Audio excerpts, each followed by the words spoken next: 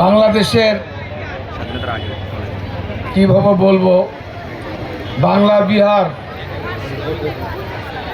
উড়িষ্যার শেষ নবাব সিরাজউদ্দৌলার নামে যে ঐতিহ্যবাহী কলেজ, এই কলেজের এই নবীনবরণ অনুষ্ঠানের সভাপতি, এই কলেজের অধ্যক্ষ প্রফেসর জহিরুল ইসলাম, এখানে উপস্থিত কলেজের ভাইস প্রিন্সিপাল সাহেব,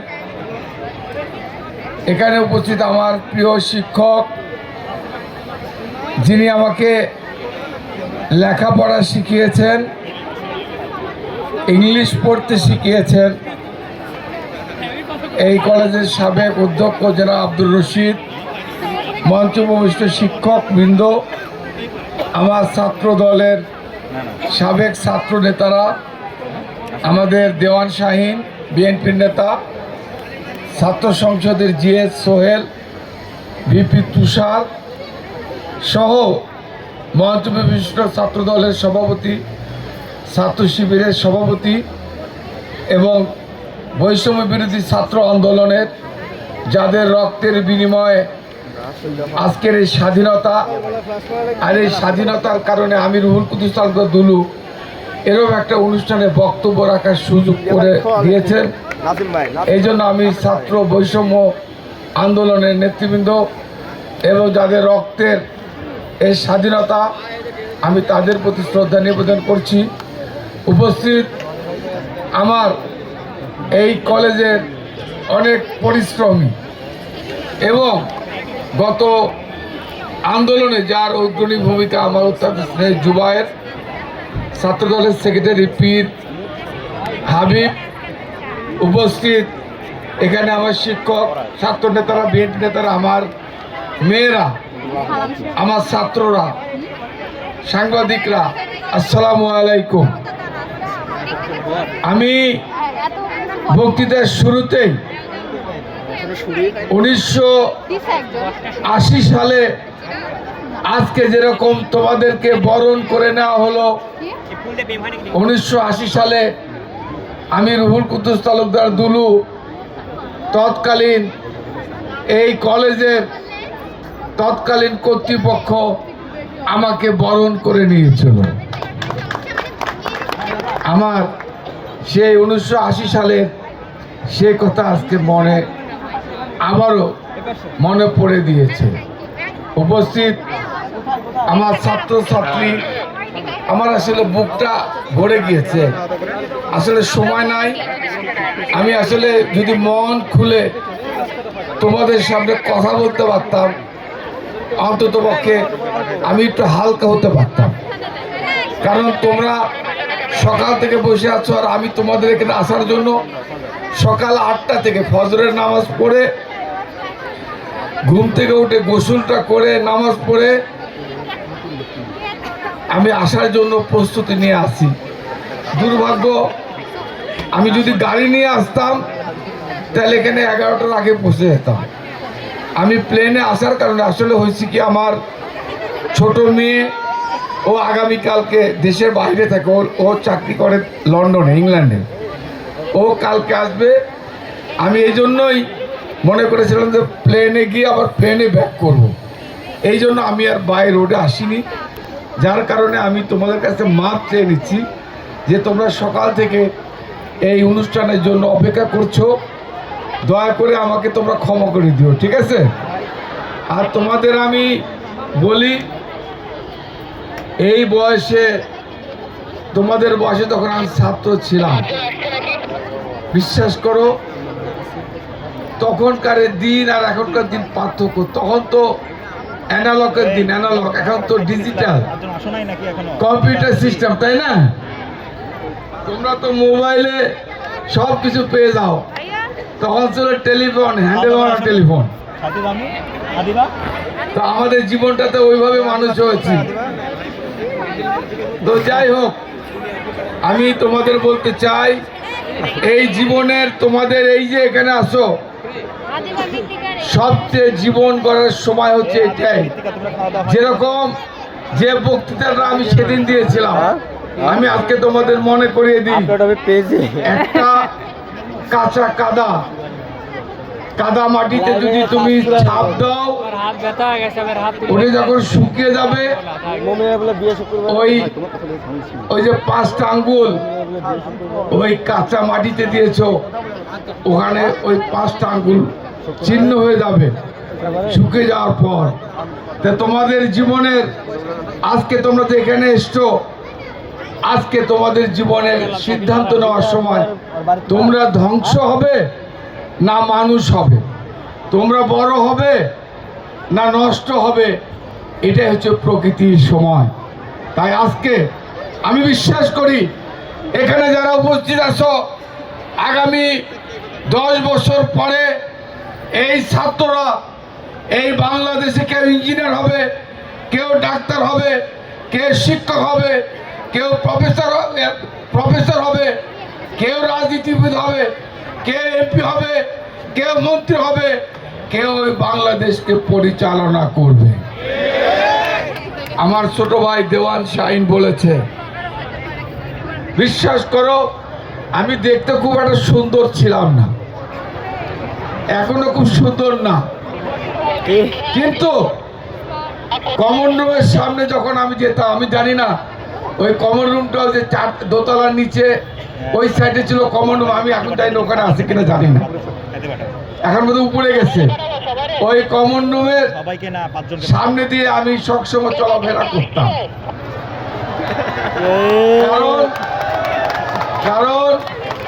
কারণ ওই রাস্তা দিয়ে আমাকে প্রিন্সিপাল স্যারের কাছে দিত, এই জন্য কথাটা বললাম। আর এই কারণে সবার সঙ্গে একটা সম্পর্ক ছিল, তবে মেয়েরা সবাই আমাকে মামা বলে ডাকতো, কারণ আমার ভাগ্নি ছিল, সে এই কলেজের ছাত্রী, আমার সঙ্গে পড়তো, এই সূত্র ধরে আমাকে সবাই মামা বলে ডাকতো। তবে একজন মামা বলতো না, সে এখন আমার বউ। হ্যাঁ, ঠিক আছে। তো তাকে আমি বললাম, অনেক বলছি তুমি চলো, তোমরা বোধহয় দেখছো ছবিটা, দেখছো না আমার বউয়ের, তোমরা দেখছো না? সে তো এমপি ইলেকশন করে তোমাদের, আমি তো ভোটের সময় জেলে থাকি, নির্বাচনের সময় আমি জেলে থাকি, আর নির্বাচন করে আমার বউ। আমার তোমার ছবি টবি তোমরা দেখছো, তার নামও কিন্তু ছবি, দেখতে কিন্তু ছবির মতোই, কিন্তু এটা মনে করো না, আমার থেকে অনেক সুন্দর দেখতে, ঠিক আছে না? তো যাই হোক, আমি অনেক বললাম, সে আসতো, আমাদের প্রিন্সিপাল স্যার বলছে, আমি বললাম কালকে যখন স্যার দিল পরশুদিন, সে আমার সঙ্গে ছিল, আমি বললাম স্যার বলছে চলো। আসলে আমার ছোট মেয়ে আগামীকালকে আসবে, ও ইংল্যান্ডে থাকে, কালকে আসবে দেশে, ও চাকরি করে, ওর ছুটি হয়েছে, এজন্য আসবে, ওই জন্য আসতে পারে নাই। আল্লাহ বাঁচা রাখলে, আল্লাহ যদি বাঁচা রাখে, ইনশাআল্লাহ আমি তোমাদের সামনে দেখা করাবো ইনশাআল্লাহ। আমি যখন মন্ত্রী ছিলাম, এই যে জিএস ছিল আমাদের সোহেল আর তুষার, এখানে একটা অনুষ্ঠান করেছিল, যদিও অনেক বৃষ্টি ছিল, ওটা নবীন বরণ নাকি একটা অনুষ্ঠান ছিল, নবীন বরণ। হ্যাঁ, তখন বড় বড় শিল্পী এসছিল, আসিফ এসছিল, আরো কারা কারা মনে নাই। যাই হোক, আমি যে কথাটা বলতে গিয়ে অন্য দিক চলে গেলাম। তো আমি ওই কমন রুমে যখন ওই রাস্তা দিয়ে, ওই যে শাহিন বলেছে, তখন যেহেতু কলেজ ছোট ছিল, তখন তো অনার্স ছিল না, তখন ইন্টারমিডিয়েট আর ডিগ্রি ছাত্র ছিল, তখন ওই 2500 3000, কারণ এই অঞ্চলে কিন্তু কলেজ ছিল না, নলনাঙ্গা কলেজ ছিল না, আত্রাই কলেজ ছিল না, দীঘাপতিয়া কলেজ ছিল না, একটা মাত্র কলেজ এই নাটোর কলেজ, আর এই কলেজের ছাত্র নেতা ছিলাম আমি। এদের রশিদ স্যার বলেছে, স্যারদের কাছে যখন একটা স্টুডেন্ট ভর্তি হতো, ফর্ম ফিল আপ করার টাকা থাকতো না, ওই প্রিন্সিপাল স্যারের কাছে চলে যেতাম নিয়ে, দরখাস্ত নিয়ে, স্যার এটা একটু কনসিডার করেন স্যার, যা টাকা লাগবে। তো স্যারদের তো একটা ফান্ড থাকতোই, তারপরে দরিদ্রতম ফান্ড, সেখান থেকে এরকম আমি সব সময় এই করতে করতে, বিশ্বাস করো 1980 সালে ভর্তি হওয়ার পর থেকে এই কলেজ ছেড়েছি তো আমি, তোমার এরশাদের পতন হলো 90 সাল, 80 সাল থেকে প্রায় 10 বছর এখানে জিএস বানিয়েছি, ভিপি বানিয়েছি আমি নিজ হাতে। আমি এই কলেজের ইলেকশনে প্রথম ফার্স্ট ইয়ারে এই প্রথম যখন ক্রীড়া সম্পাদক হলাম, এই যে বিল্ডিংটা তোমরা দেখছো, এই বিল্ডিংয়ের পাশে ছিল সংসদ, এখানে ছিল কমন রুম, ছেলেদের কমন রুম, আমরা এখানে এখানে মসজিদ, এখানে ছিল কলেজ ক্যান্টিন, এখানে ছিল আমাদের আড্ডাখানা। তো আমি যে কথাটা বলছিলাম যে ওই কমন রুমের জানালায় মেয়েরা লিখে রাখছে ব্যস্ত মন্ত্রী। তো আমি তখন ছোট, আমি তখন আমার সঙ্গে 15 জন 20 জন করে ছাত্র আমার সঙ্গে সবসময় থাকতো। এখন দেখো না আমার বাড়ির সামনে, তোমরা তো আসা যাওয়া করো না, বাড়ির সামনে দেখো না গাড়ি ঘোড়া, লোকজন দেখো না, ভিড় দেখো না আমার বাসার সামনে। তখনও আমি ছাত্র রাজনীতি করলেও আমার সঙ্গে অসংখ্য ছেলে মেয়ে আমার সঙ্গে থাকতো, কাজ করতো। তখন মেয়েরাও স্মার্ট ছিল, মেয়েরা সরাসরি আমার সঙ্গে রাজনীতি করতো, মিছিল করতো, মিটিং করতো। তো যাই হোক, তো একদিন ওই তো বললাম যে লেখা ওই কমন রুমে লেখা ছিল ব্যস্ত মন্ত্রী দুলু। তো আল্লাহর রহমত আমি খুব তাড়াতাড়ি ওই এটা লেখা হয়েছে কত 86, 87 বা 84-এ, আমি তো 2001 সালে মন্ত্রী হয়ে গেলাম, খুব বেশি দূরে না। এবং বিশ্বাস করো এই কলেজে যখন আমি ছাত্র ছিলাম, আজকে তোমরা তো অনার্সের ছাত্র, আজকে কষ্ট লেগেছে। আমরা এই কলেজ থেকে ইন্টারমিডিয়েট পাস করেছি, ডিগ্রি পাস করেছি, রাজশাহী বিশ্ববিদ্যালয়ে মাস্টার্সে ভর্তি হয়েছি, ল পাস করেছি।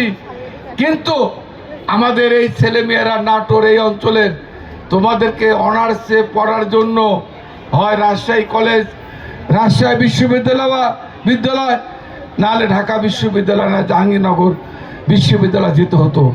আমি তখন থেকে স্বপ্ন দেখেছি এই যে একটা ছোট অনুষ্ঠান করতাম, একটা ফেয়ারের অনুষ্ঠান করবো, সালের বিদায়, কিংবা একটা এই যে কি বলে না, এই যে প্রোগ্রামগুলো হয়, আরে সাংস্কৃতিক অনুষ্ঠান, যেটা ওই যে কালচারাল প্রোগ্রাম হয় কলেজের, যে অভ্যন্তরীণ যে অনুষ্ঠানগুলো বাৎসরিক, এই অনুষ্ঠান করার কোনো রুম ছিল না। ওই 4 নম্বর রুম ছিল, এদের লেকচারের 4 নম্বর রুম, ওই 4 নম্বর রুম, 104 না 4 নম্বর রুমে আমরা ওখানে সব মিটিং করতাম না স্যার, এখানে মিটিং করতাম। তখন থেকে স্বপ্ন দেখলাম কবে আল্লাহ এমপি করবে, আল্লাহ কবে মন্ত্রী করবে। এই নাটোরের ছেলে মেয়েদেরকে আমি আর ওই রাজশাহী ঢাকা বিশ্ববিদ্যালয় তাদেরকে পড়তে হবে না, আমার নাটোরের ছেলে মেয়েরা বাড়ি থেকে অনার্স পাস করবে, আমার ছেলে মেয়েরা নাটোর থেকে মাস্টার ডিগ্রি পাস করবে। সেই সুযোগ যেন আল্লাহ দেয়। এবং আল্লাহ পরবর্তীকালে এমপি করেছে। এমপি থাকা অবস্থায় এই 1999 সালে প্রথম সম্ভবত পলিটিক্যাল সায়েন্স অথবা ইসলামিক হিস্ট্রি দিয়ে আমি অনার্স কোর্স, বাংলা ডিপার্টমেন্ট দিয়ে সম্ভবত অনার্স কোর্স চালু করেছিলাম। আজকে অনেক সাবজেক্ট, কত সাবজেক্ট হচ্ছে স্যার এখন? না সাবজেক্ট, হ্যাঁ 13টা সাবজেক্ট। আজকে তোমরা যারা এই যে ফার্স্ট ইয়ার থেকে পাস করবে, ইন্টারমিডিয়েট পাস করার পর অনার্স কোর্স করবা, 13টা সাবজেক্ট আজকে এখানে হয়েছে। আজকে মাস্টার্সে 10টা সাবজেক্ট হয়েছে। এই যে তোমরা, আমি বলেছিলাম আল্লাহ আমাকে সে সুযোগ করে দিয়েছে। ওই যে কমন রুম বললাম, 4 নম্বর রুমে আমরা মিটিং করতে পারতাম না, জায়গা হতো না। এই যে অডিটোরিয়াম, শিক্ষামন্ত্রী তৎকালীন ওসমান ফারুক সাহেবকে নিয়ে এসে, শিক্ষামন্ত্রী ওসমান ফারুককে নিয়ে এসে, তার স্ত্রীকে নিয়ে এসে সম্মাননা দিয়ে এই অডিটোরিয়ামটা তার কাছ থেকে নিয়েছিলাম। এখানে তোমরা আসবে কি করে? আসার জায়গার রাস্তা নাই, ওই মেন রাস্তা দিয়ে আসতে হবে। তাহলে কি করতে হবে? এই নদের উপরে এই যে ক্যানেলটা আছে, এই ক্যানেলটার উপরে ব্রিজ করতে হবে, তার ব্যবস্থা আমরা করেছি। তারপরে কি করতে হবে? ছেলে মেয়েরা তোমরা কলেজে আসবা, তার জন্য কি করতে হবে? বাসের ব্যবস্থা করতে হবে, এই বাসের ব্যবস্থা আমরা করেছি। প্রিয় ভাইয়ের আমার, মেয়ের আমার, সন্তানের আমার, আজকে আজকে এটাই শুধু নয়, আমি আজকে তোমারে বলে গেলাম, তখন থেকে স্বপ্ন দেখেছি আমার মেয়েরা, আমার ছেলেরা চাকরির পাস করার পর চাকরির জন্য কেন ওই ঢাকা শহরে গিয়ে রাস্তা রাস্তা ঘুরবে। তখন জেনারেল আমজাদ সাহেব, এই প্রাণ কোম্পানির মালিক, তার কাছে গিয়ে অনুরোধ করলাম, জেনারেল আমজাদ সাহেব, নাটোরে আপনার একটা শিল্প কারখানা গড়ে তুলতে হবে।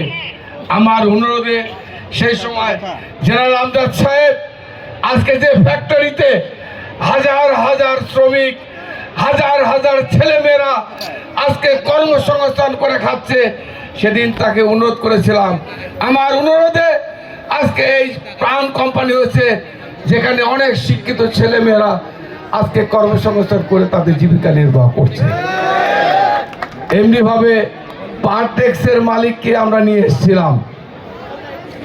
পারটেক্সের মালিক 300 বিঘে জায়গা এখানে কিনেছিল তোমাদের জন্য, চাকরির জন্য। কি করব, ক্ষমতা 111 আসলো, ক্ষমতার বাইরে চলে গেলাম, জেলে চলে গেলাম। ক্ষমতা আসলো আরেকটা রাজনৈতিক দল, শেখ হাসিনা, আওয়ামী লীগ। এই আওয়ামী লীগের দুষ্কৃতিকারীরা নাটোরের অশিক্ষিত মূর্খ, যারা জীবনে জেলখানা গিয়ে ম্যাট্রিক পাস করতে পারে, জেলের মধ্যে পরীক্ষা দিয়ে ম্যাট্রিক পাস করে না। অন্য লোক নিজের সিটে, অন্য লোক বসে পরীক্ষা দিয়ে ম্যাট্রিক পাস করে, ইন্টারমিডিয়েট পাস করে, তারা আবার বলে নাকি ল পাস, কি বলে, অ্যাডভোকেট। এই সমস্ত লোক অশিক্ষিত মূর্খরা আজকে এমপি পরিচয় দিয়ে আজকে বাংলাদেশ কেন এই নাটোরটাকে ধ্বংস করে দিয়েছে। তারা আজকে এই সমস্ত লোকরা যে এমপি হয়, তোমার সামনে এসে বক্তৃতা কি দেবে? তোমরা তো লেখাপড়া শিখে ম্যাট্রিক পাস করেছো, তোমরা তো ইন্টারমিডিয়েট, তোমরা অনার্স, তোমরা মাস্টার ডিগ্রি পাস করে, তোমরা লেখাপড়া শিখে আজকে বড় হয়েছো। আর ওরা গুন্ডামুখ করে, অস্ত্রবাদী করে, মাস্তানি করে, সন্ত্রাস করে তারা নিজেদেরকে পরিচয়, ভোট বি তা ভোটে না। ওই যে আমার উপস্থাপক বলতেছিল জনগণের ভোটে, আসলেই জনগণের ভোটে এমপি অনেক কষ্টের। আর ওদের তো ভোট লাগে নাই, এই জন্য জবাবদিহিতা নাই, কে ভোট দিল কে দিল দরকার নাই, জোর করে এমপি পরিচয় দেয়, মন্ত্রী পরিচয় দেয়। আজকে তারা, আজকে তাদের কারণে আজকে সেই পারটেক্সের মালিক ইন্ডাস্ট্রি করতে পারলো না, সেই জায়গা পড়ে আছে। সেখানে যদি আজকে তোমাদের মতো হাজার হাজার ছেলেমেয়েরা কর্মসংস্থান করে খেতে পারতো। আমি আজকে বলে গেলাম, আল্লাহকে হাজির নাজির করে তোমাদের সামনে বলে গেলাম, ইনশাআল্লাহ আল্লাহ যদি আমাদের সুযোগ দেয়, আমি কথা দিয়ে গেলাম, ইনশাআল্লাহ এমন শিল্প কারখানা আগামী দিনে গড়ে তুলবো, তোমরা লেখাপড়া শেষ করে সেখানেই তোমাদের কর্মসংস্থান, তোমাদেরকে জীবিকা নির্বাহ ব্যবস্থা আমরা করবো ইনশাআল্লাহ। প্রিয় ভাই আমার, আমি পরিশেষে শুধু তোমাদের একটা কথা বলতে চাই, তোমরা এই 18 বছর বয়স তোমাদের হয়নি, অনেকেরই বয়স হয় নাই যারা ম্যাট্রিক পাস করেছো, কারণ তোমরা আমাদের শাসন আমল দেখোনি। রুহুল কুদ্দুস তালুকদার দুলুর নাম শুনেছো, আমার চেহারা অনেকেই দেখো নাই, কারণ এই দুঃশাসন, অন্যায়, অবিচার, শেখ হাসিনার অন্যায়, আজকে শিক্ষা ব্যবস্থা, যে শিক্ষা ব্যবস্থা তোমরা জানো, এই যে মেয়েরা আজকে ভালো লাগছে, এখানে ছেলেদের থেকে মেয়েদের সংখ্যা বেশি মনে হচ্ছে। আমি গর্ববোধ করি, কারণ আমার বাড়ি তো 3টা মেয়ে, আমার স্ত্রী, আমার 2টা মেয়ে, এই 3জনই কিন্তু আমার কাছে অত্যন্ত গুরুত্বপূর্ণ। এবং আমার দল বিএনপি, আমাদের নেতা তারেক রহমান সবচেয়ে বেশি মেয়েদেরকে গুরুত্ব দিয়েছেন। তোমরা জানো, মেয়েদেরকে শিক্ষিত করে তোলার জন্য বেগম খালেদা জিয়া সর্বপ্রথম ম্যাট্রিক এবং ইন্টারমিডিয়েট পর্যন্ত মেয়েদের লেখাপড়া করার জন্য সমস্ত বেতন এবং তাদেরকে স্কুলে যাওয়ার জন্য, তাদেরকে শিক্ষিত করার জন্য তাদের খাবার, শিক্ষার বিনিময়ে খাবারের ব্যবস্থা উনি করেছিলেন। তাই আজকে আমরা মনে করি যে আজকে এই মেয়েরা আজকে ঘর থেকে বেরিয়ে এসছে, এগিয়ে এসছে ছেলেদের পাশে। তাই আমি সবার কাছে অনুরোধ থাকবো যে শিক্ষা ব্যবস্থাকে শেখ হাসিনা ধ্বংস করে দিয়েছে। আজকে প্রাইমারি শ্রেণী, মাধ্যমিক শ্রেণী, সকল জায়গায় সকল ক্ষেত্রে এই শিক্ষা ব্যবস্থা, কারণ সবাই আমরা জানি পার্শ্ববর্তী রাষ্ট্র, তোমরা জানো একটা দেশকে ধ্বংস করতে গেলে, একটা দেশকে নিশ্চিহ্ন করে দিতে হলে সবচেয়ে বড় কাজ হচ্ছে তার শিক্ষা ব্যবস্থাকে ধ্বংস করে দিতে হবে। এবং পার্শ্ববর্তী রাষ্ট্র এই শিক্ষা ব্যবস্থাকে ধ্বংস করার জন্য এবং সকল স্তরে, আমি তো বললাম প্রাইমারি বলো, ম্যাট্রিক বা মাধ্যমিক বলো, এবং শিক্ষা উচ্চ মাধ্যমিক এবং ইউনিভার্সিটিতে আমরা দেখেছি খালি কি বলে, তারা বলে যে খালি না লিখেও যদি খাতা দিয়ে দেয় তাকে জিপিএ 5, অর্থাৎ লেখাপড়া করতে হবে না, অর্থাৎ তোমরা যেন অটো পাস করে যাও, অর্থাৎ তোমরা যেন প্রশাসন, তোমরা যেন আগামী দিনে দেশকে পরিচালনা করতে না পারো, তার জন্য যা যা দরকার সব ব্যবস্থা পার্শ্ববর্তী রাষ্ট্র ভারত বাংলাদেশের ক্ষেত্রে করেছে। তাই আমি তোমাদের কাছে অনুরোধ, আজকে দীর্ঘদিন পর আজকে এই বৈষম্য বিরোধী আমরা 15.5 বছর বিএনপি সহ সকল রাজনৈতিক দল আন্দোলন সংগ্রাম করে যেটা পারিনি সেটা বৈষম্য বিরোধী ছাত্র আন্দোলন, এদেশের রাজনীতিবিদ ছাত্র জনতার সাথে সংগ্রাম করে আজকে এই দেশটাকে স্বাধীন করে এই শিক্ষা ব্যবস্থা, দেশের ভোটের ব্যবস্থা, মানুষের কথা বলার অধিকার, গণতান্ত্রিক অধিকার সব কিছু তারা ফিরত এনেছে। আমরা চাই এই ধারাবাহিকতাকে অব্যাহত রাখার জন্য আমি নতুন প্রজন্ম, এই শিক্ষক, এই ছাত্র, এই ছাত্রীদেরকে আগামী দিনে অগ্রণী ভূমিকা পালন করতে হবে বলে আমি বিশ্বাস করি। তোমাদের কাছে আমার অনুরোধ, আমার শিক্ষক প্রিন্সিপাল সাহেব আমার দাওয়াত দিয়ে নিয়ে এসছেন, আমার ভাইস প্রিন্সিপাল, আমার শিক্ষক মণ্ডলী তারা আমার কাছে গিয়ে দাওয়াত দিয়ে এসছেন। আমি বিশ্বাস করো, আমি আমার জীবনের বাবা মার পর এই পৃথিবীতে সবচেয়ে বেশি সম্মান করি আমার শিক্ষককে। আমি মনে করি এই শিক্ষক, এই শিক্ষিকা হচ্ছে আমার বাবা মা, কারণ বাবা মা আমাকে জন্ম দিয়েছে, আজকে আমাকে লিখতে শিখেছে শিক্ষক, আজকে আমি এখানে দাঁড়িয়ে কথা বলছি, এই কথা বলার শিক্ষা দিয়েছে আমার শিক্ষক। আমি বিশ্বাস করি আজকে এই শিক্ষা দিয়েছে বলে আমি রুহুল কুদ্দুস তালুকদার দুলু এমপি, আজকে রুহুল কুদ্দুস তালুকদার দুলু আজকে মন্ত্রী, আজকে সারা পৃথিবীর মানুষ, সারা বাংলাদেশের মানুষ রুহুল কুদ্দুস তালুকদারকে চিনে, রুহুল কুদ্দুস তালুকদার দুলুকে সম্মান করে। ওই কৃতিত্ব উপরে আল্লাহ আমার এই শিক্ষক। তাই আমি তোমাদের কাছে আহ্বান রাখতে চাই, তাই আমি তোমাদের কাছে অনুরোধ, তোমরা আগামী দিনে এই শিক্ষকদেরকে সম্মান করবে, এটা হচ্ছে আহ্বান। আমি পরিশেষে এই শিক্ষা ব্যবস্থাকে যারা ধ্বংস করেছে, এই শেখ হাসিনা শিক্ষা ব্যবস্থাকে ধ্বংস করেছে।